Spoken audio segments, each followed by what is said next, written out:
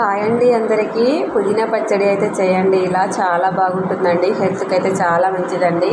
ముందుగా అయితే పుదీనాను తీసుకోండి, శుభ్రం చేసుకొని, తర్వాత కొద్దిగా చింతపండు, కొన్ని అయితే ధనియాలు, తర్వాత కొన్ని ఎండుమిర్చి అయితే తీసుకోండి. ఇప్పుడైతే స్టవ్ పైన కడాయి పెట్టుకొని అందులో ఆయిల్ అయితే వేసుకోండి.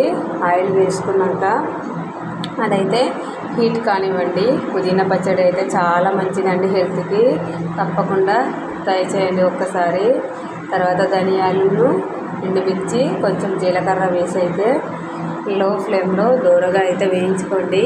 వీటిని అయితే మాడనివ్వకండి. మాడితే అయితే పచ్చడి టేస్ట్ అయితే చెడిపోతుంది. అవి వేగిన తర్వాత ఒక మిక్సీ జార్లో అయితే తీసుకోండి. తర్వాత అదే కడాయిలో మనం ముందుగా శుభ్రం చేసుకున్న పుదీనా ఆకులను అయితే వేసుకోండి.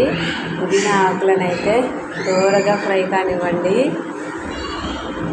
లో ఫ్లేమ్లో వేయించుకోండి. వీటిని కూడా హై ఫ్లేమ్లో వేయించుకుంటే మాత్రం మాడిపోతాయి. ఇందులో విటమిన్స్ అయితే పోతాయి. అందుకే లో ఫ్లేమ్లో వేయించుకోండి. ఇవి కూడా వేగిన తర్వాత మనం ముందుగా మిక్సీ జార్లో వాటిని తీసుకున్నాం కదా, ఎండుమిరపకాయలు, ధనియాలు, జీలకర్రను వేయించుకొని ఈ పుదీనాను కూడా దానిలో అయితే తీసుకోండి. వీటన్నిటిని అయితే చల్లబడనివ్వాలండి.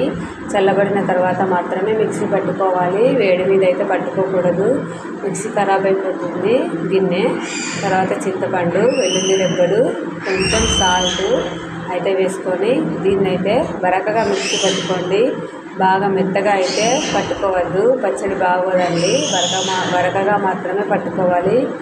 ఇప్పుడైతే స్టవ్ పైన దానికోసం అయితే తాలింపు పెట్టుకోవాలండి. తాలింపు పెట్టుకుంటేనే పచ్చడి అయితే బాగా అనిపిస్తుంది. అలా తింటే పచ్చి పచ్చిగా ఉంటుంది. ప్యాన్ పెట్టుకొని దానిలో అయితే ఆయిల్ వేసుకోండి. ఆయిల్ అయితే హీట్ కానివ్వండి. ఇదైతే చాలా మంచిదండి పుదీనా పచ్చడి. పుదీనాతో ఏం చేసుకున్నా బాగుంటుందండి. ఆయిల్ హీట్ అయిన తర్వాతనైతే పోపు దినుసులు వేసుకోండి. ఆవాలు, జీలకర్ర, వెల్లుల్లి రెబ్బలు, ఇంకా ఎండుమిర్చి అయితే వేసుకోండి. వేగిన తర్వాతనైతే కొంచెం పసుపు యాడ్ చేసుకోండి. పసుపు యాడ్ చేసుకున్న తర్వాత దీన్ని అయితే పచ్చడిలో వేసుకోండి. అంతే అండి. ఇదైతే బాగా ఎక్కువ చేయలేదండి, నేను కొద్దిగానే చేశాను, అందుకే వేడి మీదనే వేసుకున్నాను. అంతే అండి, పుదీనా పచ్చడి అయితే రెడీ. వీడియో నచ్చితే ఒక్క లైక్ చేయండి. థ్యాంక్ యూ అండి.